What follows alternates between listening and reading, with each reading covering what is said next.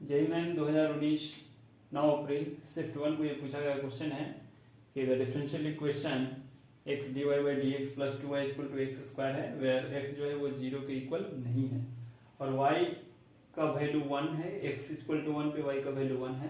तो हमें चूज करना है कि कौन सा ऑप्शन सही होगा, मतलब वो डिफरेंशियल इक्वेशन का सॉल्यूशन जो है वो फाइंड करना है कि क्या होगा। ठीक है, तो सबसे पहले क्या करेंगे कि डिफरेंशियल इक्वेशन जो है वो जो गिवन है वो लिखेंगे।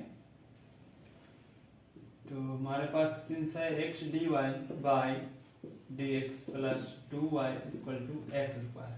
ठीक है, तो x से डिवाइड कर देंगे दोनों साइड, तो यहाँ से डिवाइड होगा तो हमारे पास dy बाई dx रह जाएगा, यहाँ डिवाइड होगा 2 बाई एक्स रह जाएगा और यहाँ डिवाइड होगा तो एक्स स्क्वायर बाई एक्स, ये डिवाइड होगा तो एक्स स्क्वायर बाई एक्स यानी कि एक्स बचेगा।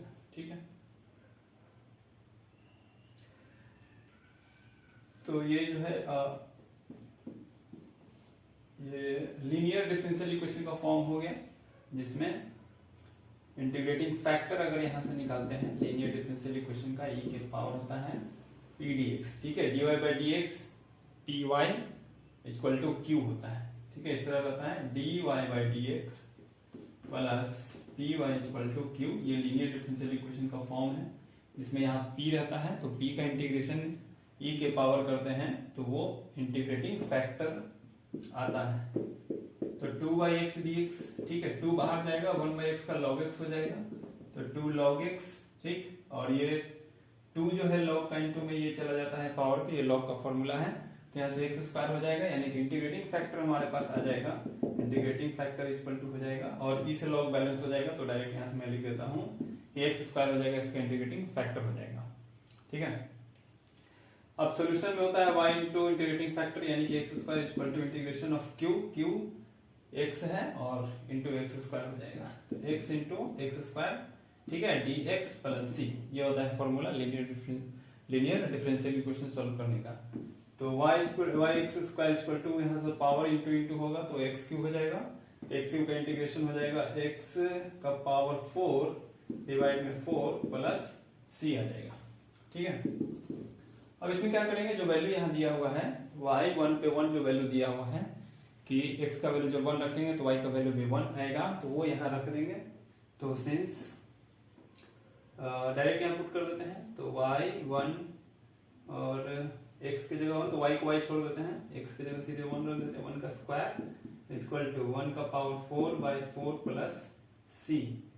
और क्योंकि y1 का वैल्यू भी 1 दिया हुआ है तो यहाँ से 1 का स्क्वायर 1 आएगा, y का वैल्यू भी 1 है तो 1 इंटू 1 हो जाएगा यानी कि y का वैल्यू भी हम यहाँ रख देते हैं, y का वैल्यू भी रख देते हैं तो 1 इंटू 1 इक्वल टू ये 1 बाई 4 प्लस c हो जाएगा।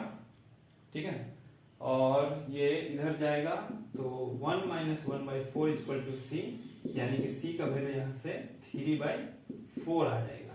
ठीक है, और now put it back into the equation 2, equation 2 में फिर से इसको रखेंगे तो हमारे पास रिजल्ट हो जाएगा y x square equal to x का पावर 4 बाई 4 और प्लस c के जगह पे 3 बाई 4 आ जाएगा, 3 बाई 4 आ जाएगा। ठीक है, तो केवल हमें सॉल्यूशन फाइंड करना है और वो एक्स उधर डिवाइड कर सकते हैं इधर, क्योंकि सॉल्यूशन में उस साइड में एक्स स्क्वायर उस साइड में जो है वो x नहीं है केवल y है, तो एक्स स्क्वायर को डिवाइड करेंगे तो x का पावर 4 बाई एक्स स्क्वायर होगा तो ये एक्स स्क्वायर बन जाएगा, तो डायरेक्ट मैं एक्स स्क्वायर लिख देता हूँ तो एक्स स्क्वायर बाई 4 प्लस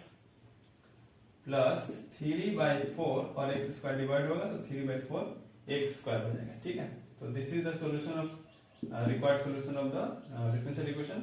तो y इक्वल टू हमारे पास रिजल्ट ऐसा मैच कर रहा है या नहीं देख लेते हैं। तो एक्स स्क्वायर बाई 4 फर्स्ट में है, 3 बाई 4 एक्स स्क्वायर फर्स्ट में है यानी कि option number A is the correct answer हो जाएगा यहाँ से। ठीक है।